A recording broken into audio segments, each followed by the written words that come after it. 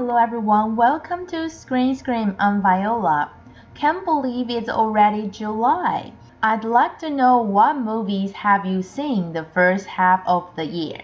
And as we move on to the second half of 2022, I'm going to introduce two movies to you which require acting skills very much. Without further ado, let's listen to the introduction of the first new movie we're going to talk about. Pilate. The mother loved her daughter. The daughter loved her mother.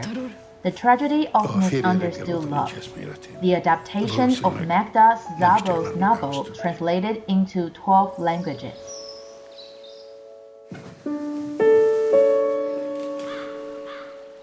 The first new movie we're going to talk about is a Hungarian movie. I'm not sure if my pronunciation was correct, but I did look it up, how to pronounce Pilates, so I hope I did pronounce it perfectly. From the introduction, we know that the movie's about family, about the relationship between a mother and a daughter, and the problem isn't because they don't love each other. The problem is just because they love each other, they misunderstood each other's love. Sometimes the person you love the most will hurt you the most, and that's exactly what this movie is trying to tell us. It won 5 awards at the Milan International Film Festival, including Best Picture, Best Director, Best Cinematographer, Best Actress in a Leading Role, and Best Editing. So you can imagine that this movie is very enjoyable. As we heard in the introduction, the movie is adapted from the novel of the same name by a Hungarian novelist, Magda Szabo, in 1963. I would say this movie is very suitable for people like me who love movie adaptations, because you can always go back to a book with more details if you like the movie. So basically, all of my novels are movie adaptations. I love them. Some of them I read the book first and then I watch the movie. Some of them are the other way around. But either way, I probably love both of them. Oh wait, no, I don't think I like The Great Gatsby's movie version. I like the book better. But anyway, if you're like me, maybe you can try Pilates this weekend. So the relationship between mother and the daughter seems very close, but actually the mother always wants to go back to countryside because she can't find her own lifestyle in the fast-pacing big city.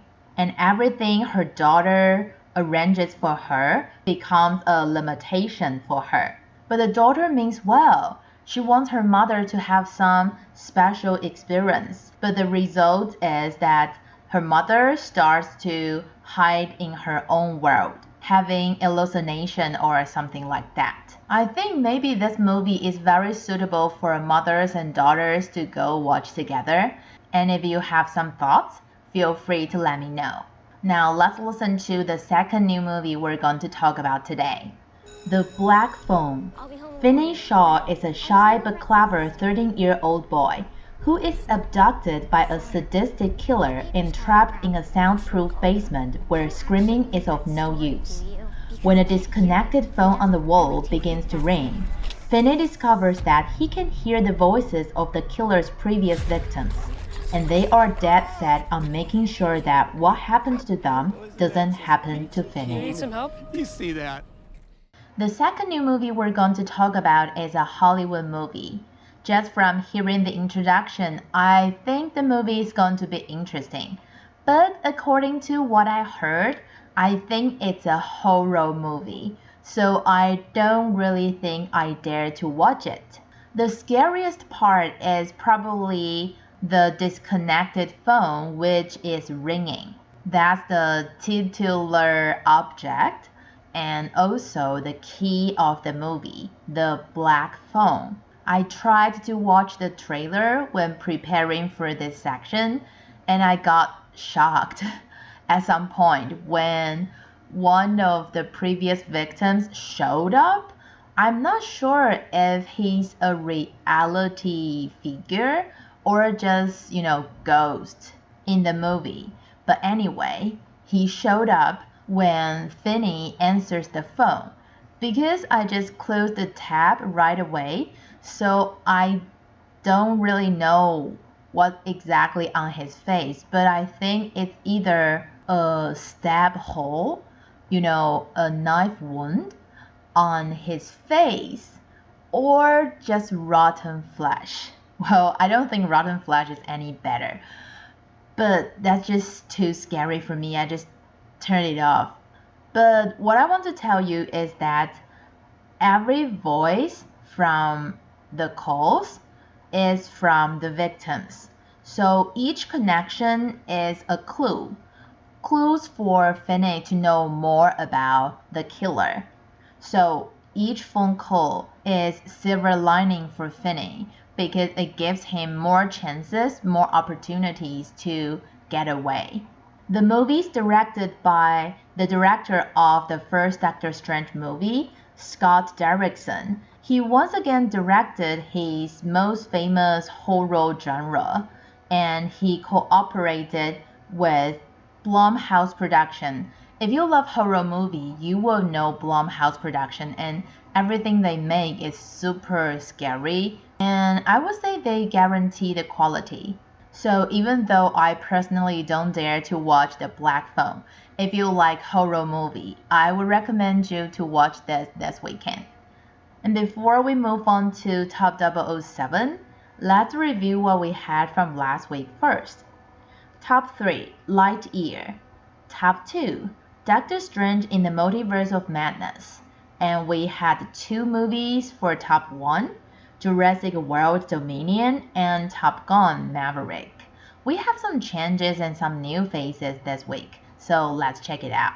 Top 6, Elvis. Mr. Elvis Presley. The Bob Burgers movie. Oh my God. Please, don't go down there. It's dangerous. Top 5, Broker. 우성아, 우리랑 이제 행복해지자꾸나, 응? Top 4, Doctor Strange in the Multiverse of Madness. I sacrificed everything. And it meant. We have 2 movies on the charts this week, Elvis and Broker, which I introduced last week. So let me go through these 4 movies for you. We have 2 top 6 this week. The first one, Elvis, was released last week. And just like other movies like Bohemian Rhapsody, if you like the artist, you will love the movie. It's just like watching a concert. But the story plot of Elvis is basically talking about the relationship between Elvis and his agent. So for people who love music history, Elvis is probably a good choice. Second one, the Bob's Burgers movie. As I mentioned, it's very popular in North America, but it doesn't have any scheduled plan in Taiwan yet.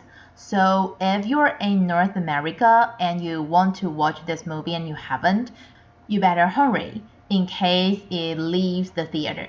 The third one, Broker, I introduced it last week. The movie's about the baby hatch. I would say it's a very sad issue, but at the same time, you can also help people who can't, like somebody can't afford to raise a baby, or you can help people who want a baby, but they're not able to get pregnant, or just for some reason they can't get baby themselves. But you have to know, since this movie is about social issue, it's a little bit serious. Last but not least in this section, Doctor Strange in the Multiverse of Madness. Well, it dropped out of top 3, but it has been a long time since it's on chart, so I think it's still amazing. And as long as it can stay on the chart for one more week, at least one more week, Thor is coming to rescue Doctor Strange. So there's always a Marvel movie on the chart. I think that's what Disney is planning, because we see that this is about the frequency Disney releases a Marvel movie now, so that there's always a Marvel movie on the chart. And now let's see what we have for top 3 to top 1. Top 3, Lightyear. Hello, Buzz. I am Socks, your personal companion robot. We're being pursued by just a mess. Top 2, Top Gun, Maverick. Captain Pete Maverick Mitchell. Let me be perfectly blunt. You are not my first choice. Top 1, Jurassic World, Dominion. Genetic power has now been unleashed. We made a terrible mistake. Wait, what? Top Gun Maverick is only top 2 this week? I can't believe it. And I did check both the chart in Taiwan and the chart in North America, and I realized that okay, it's the audience in the US who values Jurassic World Dominion over Tom Cruise. Well, maybe they like dinosaurs more than we do in Taiwan. But this really isn't unacceptable. I mean, I will have to change my cover photo on Facebook to dinosaurs instead of that charming Tom Cruise, and I don't like it. But both Top Gun and Jurassic World, we've talked about them for several weeks. So today I'd like to talk a little bit more about Lightyear still. If you go look it up on IMDb website, you will see that the genre is adventurous action animation, but actually it's totally a sci-fi adventure movie. The producer, Galen Sussman, thought that all the movies and short films already discovered everything that Toy Story universe can develop. You know, if you're interested, you can go to Disney Plus, it's all there. I haven't finished watching the short films yet because I've been binging watching the old Spider-Man animations. But if you like it, you can check it out on Disney Plus. There's even a series of Forky. So anyway, the producer thought, oh, there's nothing we can develop from the Toy Story universe anymore. But it was really unexpected that this time they can develop something totally different from the series. A whole new character, a whole new plot, and some creativity. Although so far the comments are polarized, many people still think that this brand new, amazing outer space adventure story that's totally different from the Toy Story series is like an animation version of Gravity. I mean, yes, when I watched it, there were some places that I felt touched. And there were some places that I felt, wow, this is really detailed. And maybe we can still do the same effect with visual effects because now the technology is so good. But just because we're able to do it with animation is something else. Just like I mentioned last week, I personally like the movie, but I enjoy it, but I only gave it 6.4. And if it's still on the chart next week, I believe it will. We can talk about the reason why the comments are so polarized. But I can tell you the reason why I went to see it at the first place, because it was dubbed by Chris Evans, period. That's it. Yeah, so hope you like this show today. That's all the time we have. And remember to tune in same time next week. I'm Viola. See you next week.